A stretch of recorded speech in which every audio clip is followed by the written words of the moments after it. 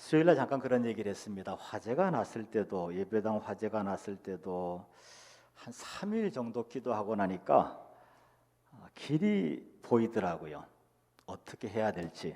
코로나19에 대해서는 사실 저는 한 달여부터 어떻게 해야 될 것인가에 대한 기도를 계속하고 있었습니다. 그런데 답이 없어요.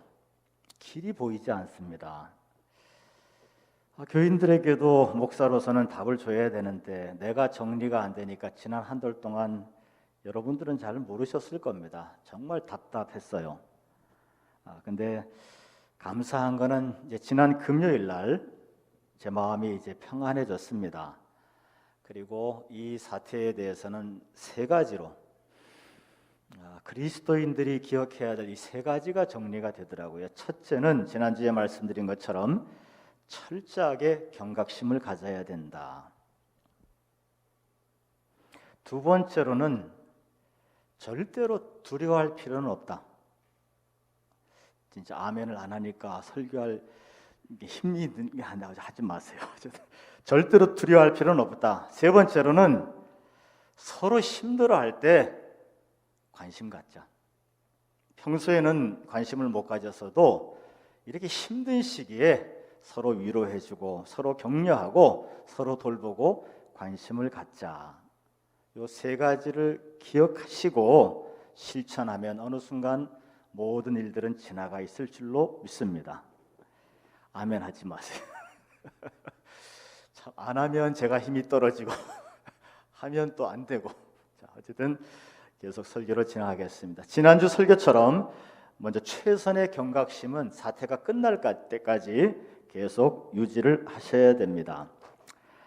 이 코로나19의 특징에 대해서 지난주에 말씀드렸지만 이게 스텔스 기능이 있잖아요. 내가 걸린지도 모르고 남이 걸린지도 모르고 자기도 자각하지 못하는 사이에 다른 사람한테 전파하게 되고요. 인해 전술 기능이 있잖아요. 무서운 확산 속도. 지난주에 그렇게 말씀을 드렸습니다. 그래서 결론은 경각심을 갖되 결론은 내가 걸린 줄 나도 모르니까 그냥 내가 걸린 것으로 생각하고 남도 걸린 것으로 생각하고 그렇게 조심하면 될 줄로 믿습니다.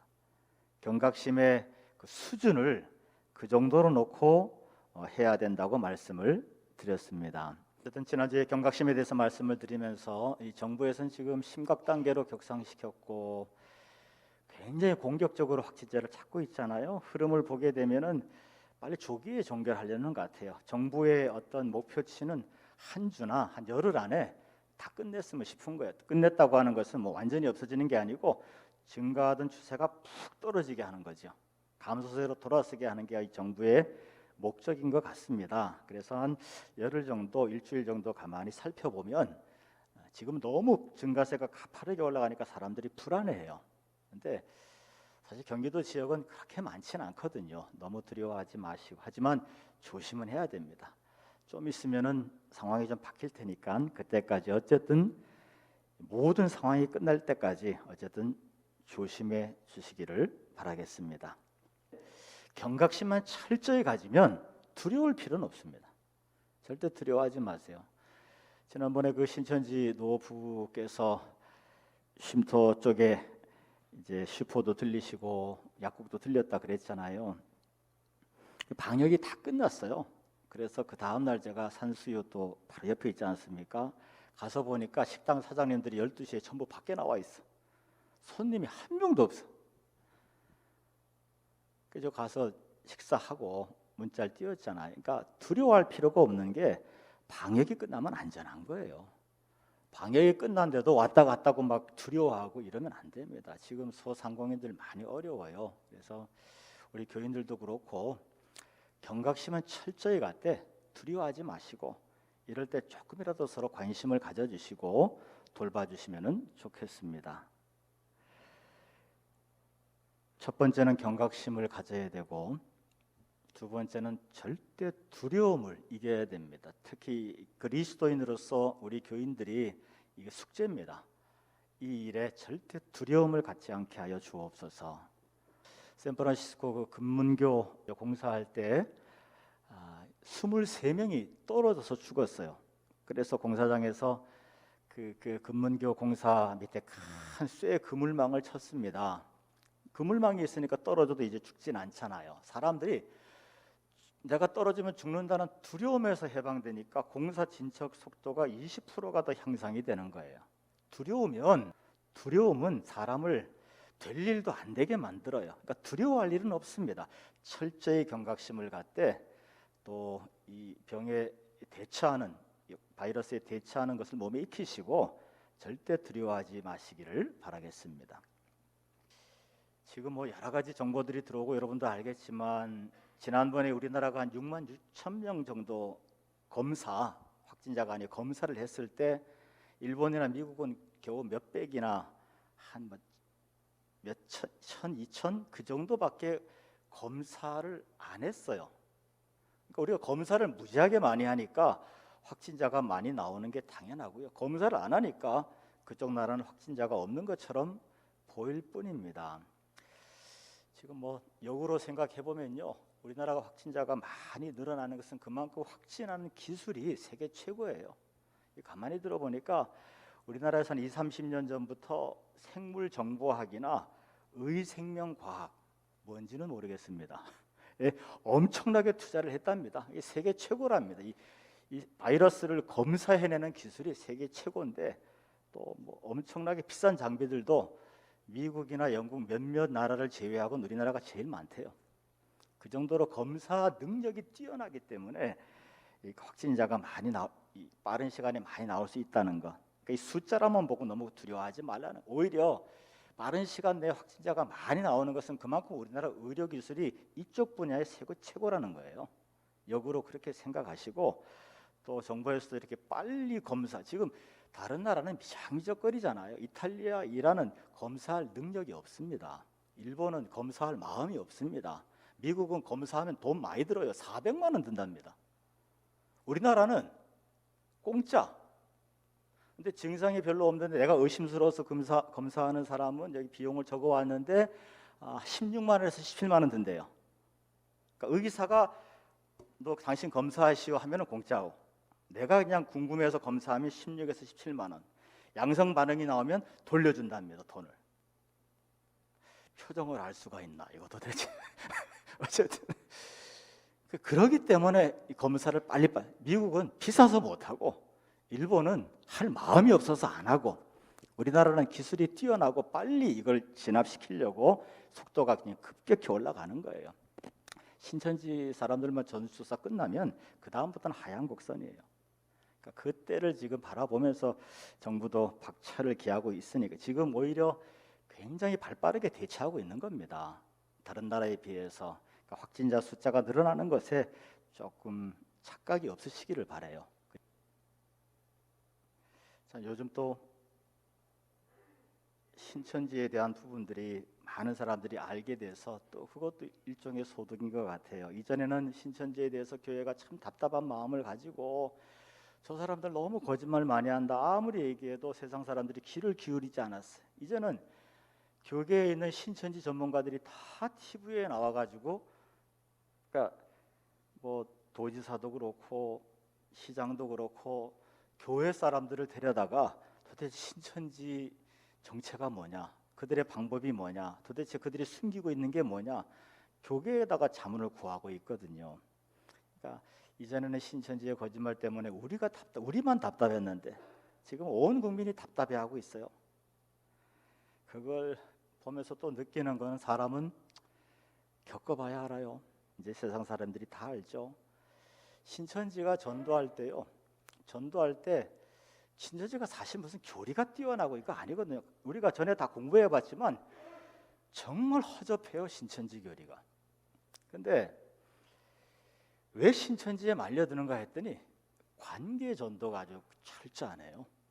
연예인들 같으면 이제 행사에 초청해가지고 한 100만 원 줄 거 한 500만 원씩 준대요. 수고하셨다고. 그리고 연예인이 가면은 미리 공지를 띄워서 그 장소에 모인 사람들이 다 그 연예인의 가수의 노래 가사를 다 외워서 온답니다. 그러니까 가수가 노래 부르면서 감동 받아요, 안 받아요? 아니, 대답하지 마세요. 물어보는 내가 잘못이다. 감동을 받죠. 그리고 막 사례비 한 100만 원 줄 거 생각했는데 500만 원씩 주죠. 그러니까 막 너무 좋아가지고 감동이 돼서 그 신천지 모임에 이제 가기 시작하죠. 그래서 그 이성미 씨가 그런 얘기를 했어요. 후배가 그런다 그래서 불러서 너 정말 그 사람들이 진짜인지 가짜인지 내가 확인하는 방법을 가르쳐 주겠다. 혹시 다음에 전화가 오면은 그 사람들 전화가 오면은 다시는 그 신천지에 안 나가겠다고 얘기해 봐라. 그러면 그 사람들의 본심을 알 거다. 그렇게 잘해주는 사람들이니까. 그래서 전화가 왔을 때 다음 주부터는 신천지에 못 나갈 것 같아요라고 딱 얘기했대요.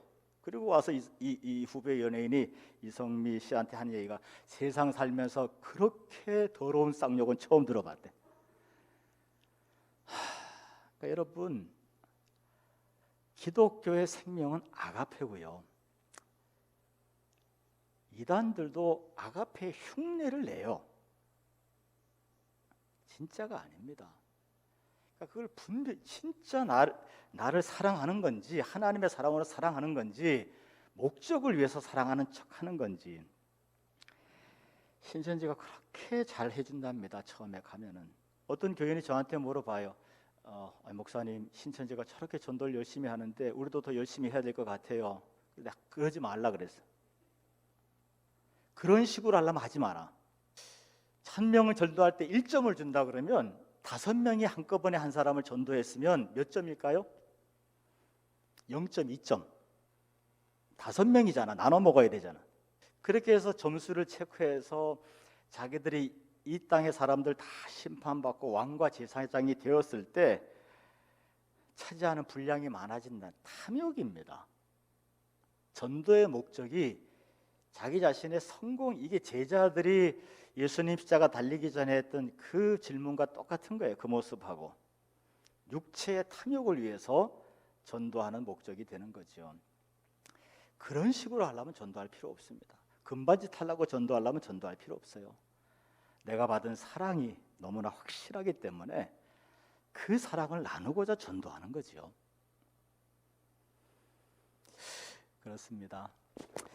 신천지에 대한 정체들을 많은 사람들이 알게 돼서 감사하고요. 또 마지막으로 제가 지난주 금요일에 이제 경각심에 대해서는 저희 교회는 모든 게 다 준비가 됐습니다. 이 사태, 이 상황에서 대처할 수 있는 예배와 모든 것이 다 준비가 되었고요. 변화를 주었습니다. 그리고 여러분들은 개인적으로 두려워하지 않게 해달라고 기도하셔야 되고요. 두려움을 이길 수 있도록. 그리고 더 나가서 지난 금요일 날 이걸 깨닫고 나서 내가 마음이 얼마나 기뻤는지 몰라요. 세 번째, 이번 기회에 더 성도들을 돌아보고 위로해주고 또 믿지 않는 사람들에게도 힘이 되는 기회가 됐으면 좋겠다. 그걸 깨닫고 나서 제 마음에 기쁨이 생기기 시작하더라고요. 자, 제일 중요한 거 경각심 철저해야 됩니다. 그리고 개인적으로 기도하면서 이길 것, 두려움을 이겨야 되는 것. 세 번째, 서로 돌아보는 것. 오늘 본문의 말씀은요, 성도들하고 관계가 안 좋은 부분에 대해서 하나님께서 얼마나 화를 내고 계신지 지옥불에 던지겠다고 얘기하시잖아요. 이 어려울 때 어렵기 때문에 서로 조금 더 관심 갖고 서로 도와주고 서로 고운 말하고, 지금 어려운데 막 이 정치판은 이 당은 이 말하고 저 당은 저 말하고 누구 탓이다 남 탓이다, 그 들을 때마다 막 속이 뒤집어집니다. 전혀 이럴 때 아니에요. 그리스도인들은 어려울 때 자기 자신을 돌아봐야 될 줄로 믿습니다. 그래 하나님 기뻐하시죠. 혹시 불편한 관계가 있으면 이 기회를 통해서 다 회복되시기를 바라요. 성도의 관계가 혹시 만에 하나 불편하면 하나님이 이렇게 진노하시잖아요. 저도 목회를 하지만 교회가 몸살을 앓습니다. 목사가 너무 힘들어요. 그러니까 저를 불쌍히 여기셔서 좀라도 이번 기회에 서로 사랑을 표현하고 서로 좋은 화목의 관계로 가시기를 바라겠습니다. 화목뿐만 아니고 더 나아가서 서로에게 도움이 되는 관계, 서로 돌보고 위로하는 관계가 되었으면 좋겠습니다. 로마 제국이 313년에 기독교를 공인했는데요. 그 전에 AD 260년경에 로마 사람들은 기독교인들에 대한 이미지가 굉장히 나빴거든요.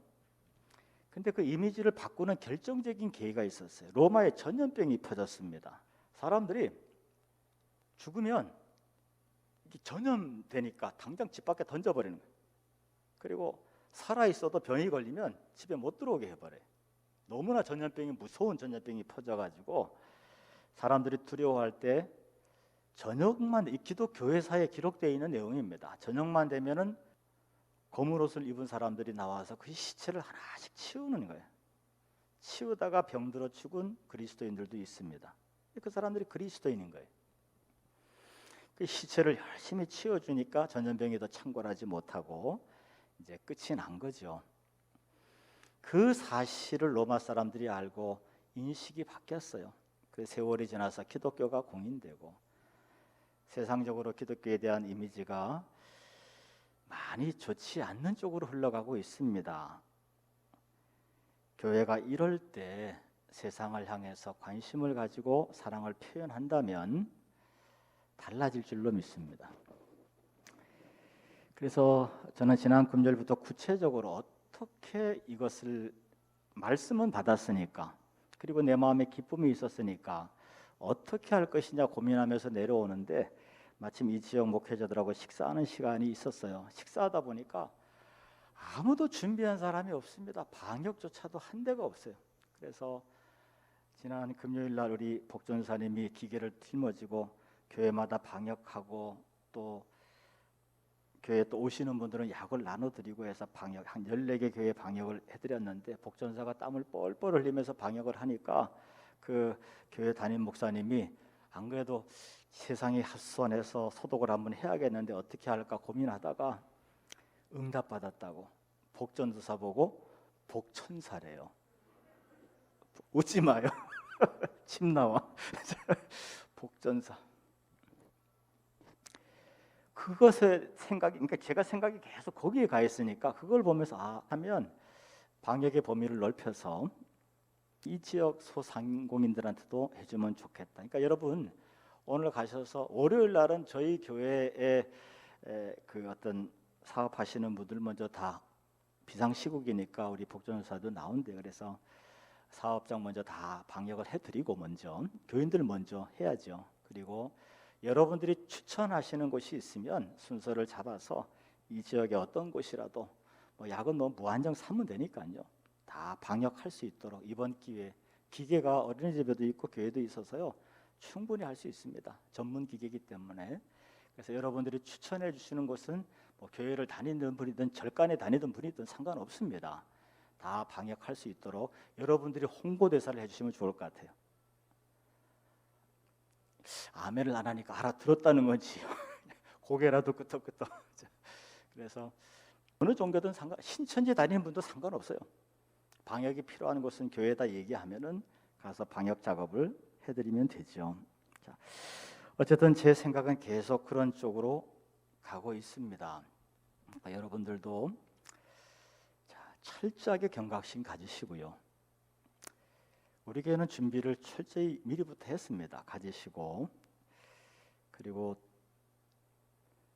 두려워하지 마시고 이건 여러분이 기도하면서 이겨야 될 부분이고 세 번째 하나님 앞에 진짜 기도할 것은 이런 기회를 통해서 교회가 어떻게 세상을 섬길 수 있을까? 하나님이 엄청 기뻐하셔요. 그 점에 대해서는 거기까지 생각을 확장시키셔서 기도하시고 이 상황 가운데 우리가 해야 될 하나님의 음성을 듣는 저와 여러분 되시기를 바라겠습니다. 어쨌든 한 주간도 각별히 건강에 유의하시고 모두 한 사람도 확진자가 우리 가운데 없기를 주님의 이름으로 축원하겠습니다.